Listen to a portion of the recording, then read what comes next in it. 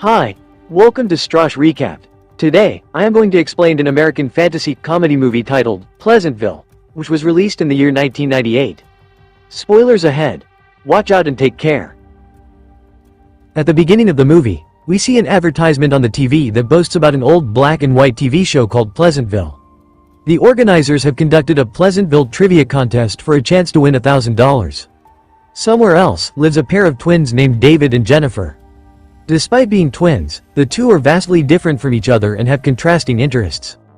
David likes to read books, watch TV, and has only a few friends, while Jennifer has no interest in her studies, is outgoing, and spends most of her time worrying about her looks.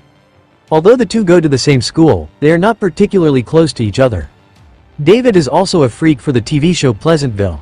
Pleasantville is a black and white sitcom from the 50s about an idealistic family of the Parkers, George, his wife Betty and their two children, Bud and Mary Sue.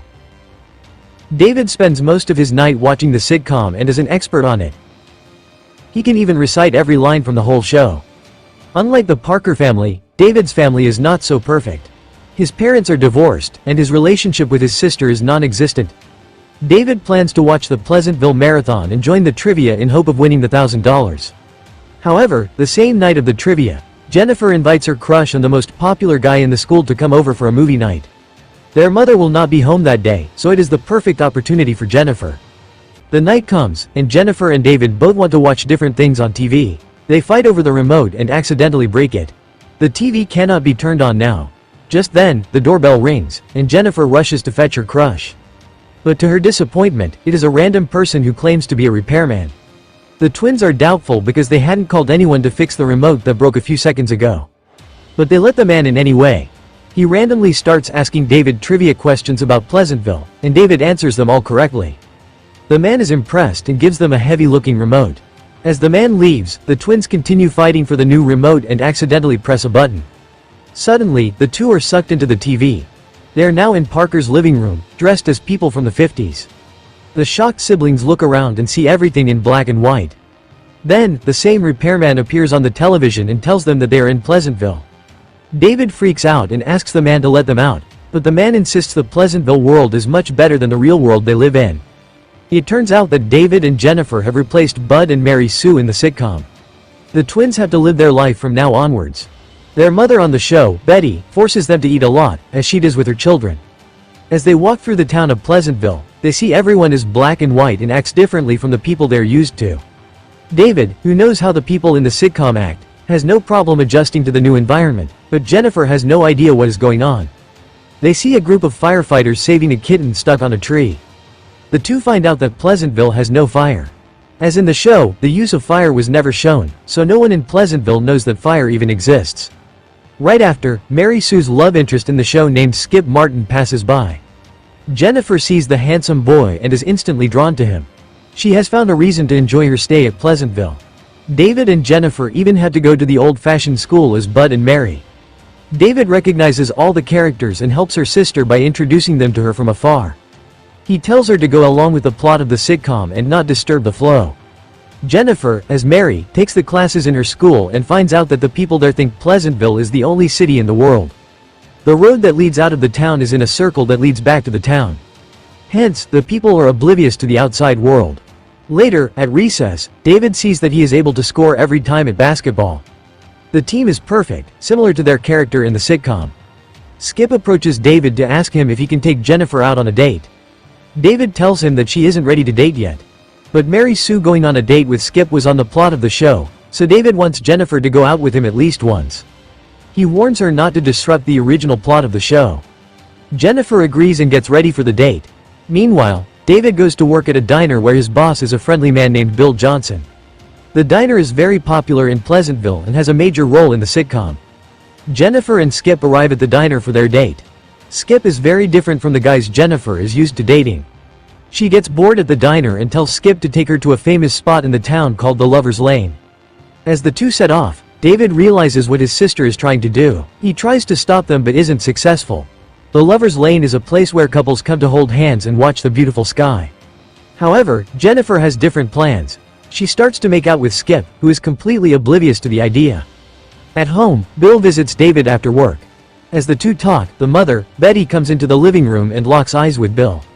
The two are attracted to each other. Skip then drops Jennifer home and sees the color of a red rose nearby.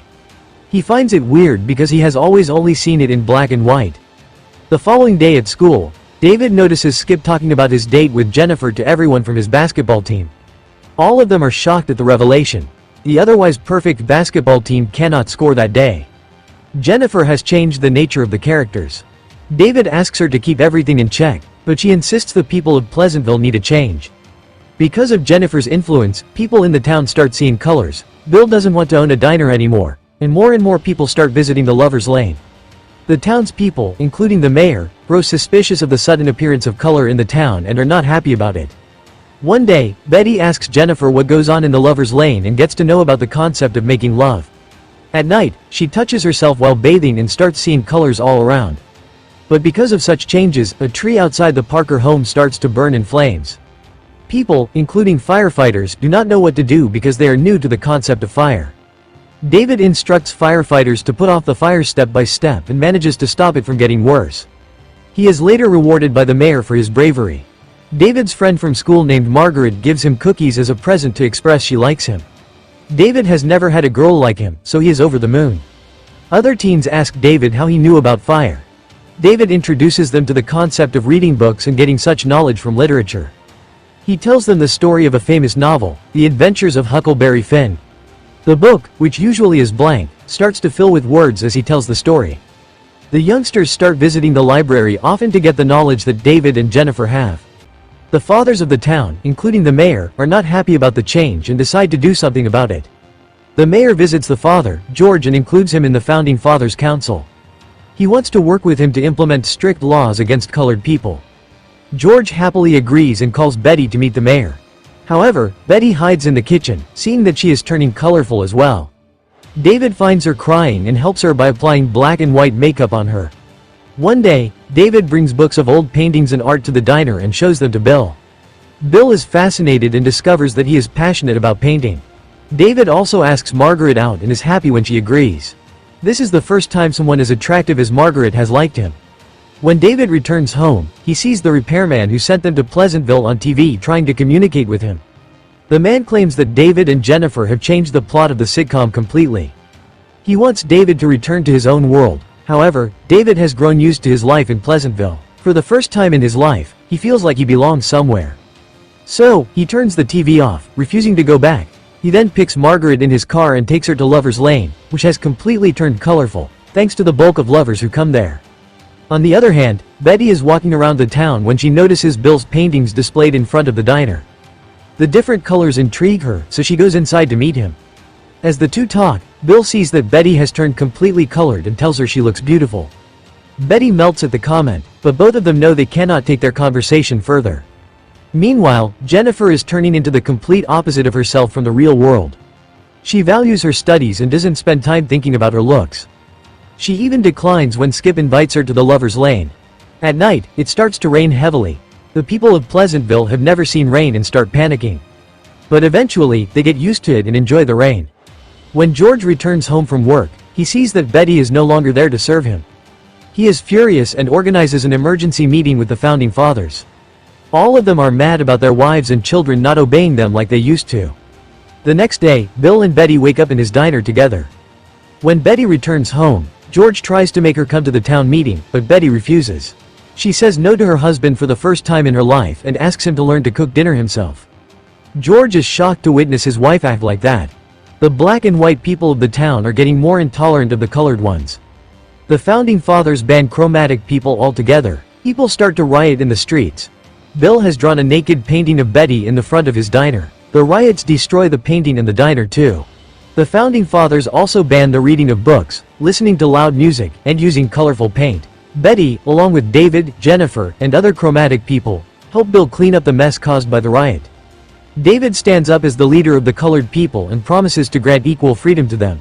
He and Bill paint a meaningful painting on a wall as a silent protest.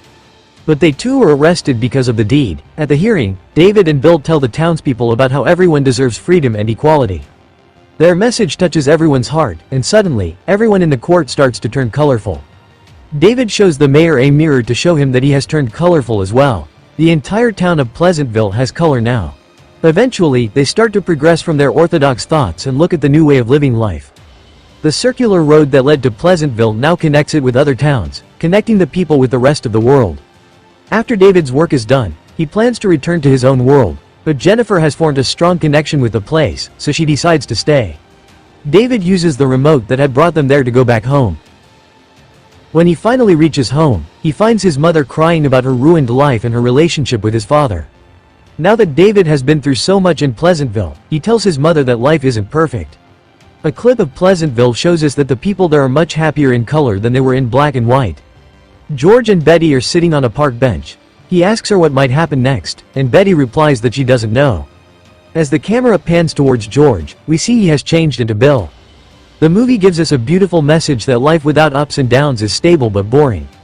Unlike the black and white Pleasantville, our life is colorful and has a lot of difficulties, but that is what makes it meaningful and memorable.